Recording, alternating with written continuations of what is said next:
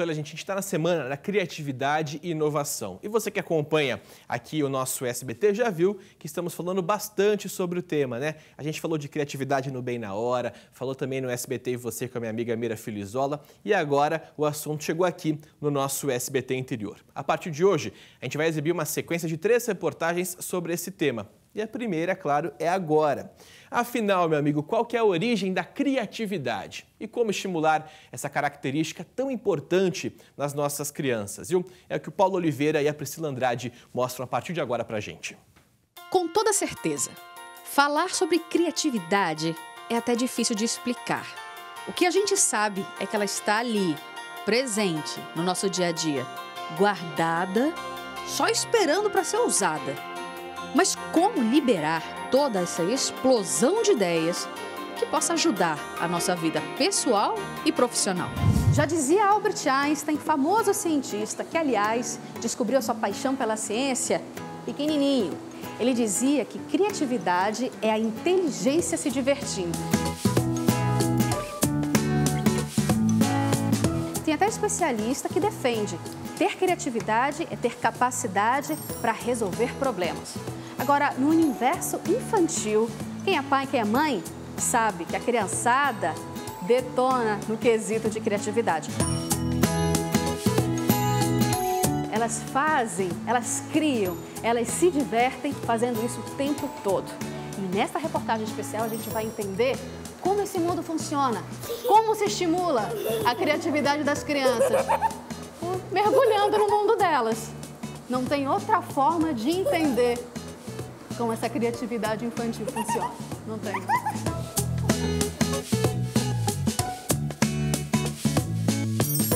Costumamos relacionar as crianças à criatividade, porque elas possuem algo fundamental: espontaneidade. Ou seja, criança fala o que pensa. E como não tem medo de externar as opiniões, elas se expressam sempre que se sentem à vontade. A mãe do Nicolas percebeu no filho algumas habilidades além do que ela achava comum para a idade dele. Ele já tentava escrever desde pequenininha a perfeição dele na letra.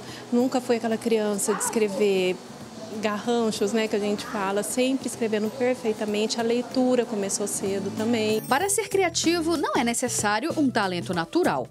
Toda pessoa é capaz de ser criativa em uma determinada área. Afinal de contas, criatividade é a maneira de se expressar de um jeito original e usando muita imaginação. É como se fosse nossa própria tinta, que misturada a outras muda de cor e cada vez mais novas cores e nuances. Uma infinidade de cores, uma mistura de possibilidades. Todos nós temos potencial criativo, inclusive crianças que apresentam dificuldades de aprendizagem, crianças com deficiências têm potencial de criatividade. Só que para incentivar esse talento, é importante proporcionar atividades apropriadas na área em que elas mais se identificam. O João Gabriel, por exemplo, a área dele é o desenho. É incrível como uma criança consegue, em poucos traços, sem nenhum rabisco, sem nenhum desenho molde, em 10 segundos, realizar um desenho completo. Essa criatividade de uma criança que a gente, depois de adulto, fica anos buscando. Como colocar essa criatividade para fora? Será que tem segredo nisso? Foi pouco tempo. Depois quando eu percebi, já estava desenhando assim já. Em Araçatuba, um projeto foi criado especialmente para atender essas crianças. Estudantes de 7 a 10 anos da rede municipal de ensino que dominam mais de um dom. Tudo que nós fazemos é para que eles aprimorem essa condição que eles tenham, a área de domínio que eles têm mais forte, por exemplo, se é a música, se é a pintura, se é a arte em como um todo, se é a escrita, se é a matemática, né? E aí a gente desenvolve esse potencial criador em relação a esta área. Ao todo, 12 crianças participam do projeto.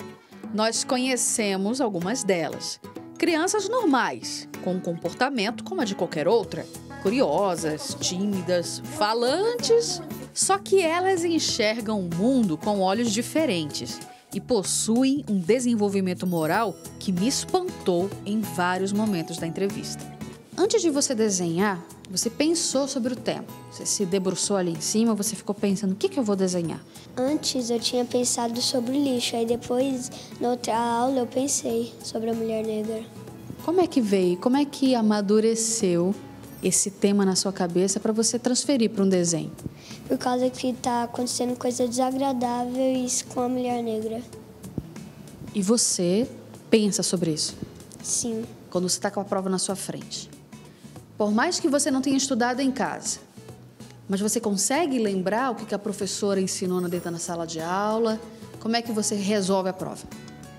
Eu tento lembrar das coisas que a minha professora fala, aí eu anoto no papel. E você consegue fazer isso com facilidade? Consigo. Você já se sentiu uma outra pessoa quando você está tendo uma ideia? Já me senti outra pessoa. Muito bom essa sensação. Tá vendo? O mais importante para entender e interagir com elas é não esquecer a idade que elas apresentam. Só assim o tratamento consegue estimular o desenvolvimento criativo. A pedagoga ressalta que só quando se deixa de lado o conceito de superdotado para segundo plano e centraliza o foco na criança, é que se consegue entender como funciona a mente criativa delas. A gente procura buscar neles quais são os anseios que eles têm, o que eles querem desenvolver, o que eles precisam, né? E a gente escuta muito. E essa liberdade traz autonomia para que eles criem, para que eles construam.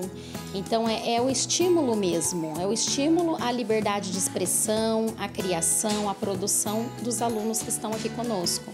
A escola, para se tornar ideal, tem que atender todas as necessidades dessas crianças. Na verdade, todas elas precisam desse apoio. A melhor maneira de estimular a criatividade delas é permitir que brinquem, que se permitam desenvolver toda a capacidade imaginativa e, por que não, se sujar de vez em sempre. Foi. Agora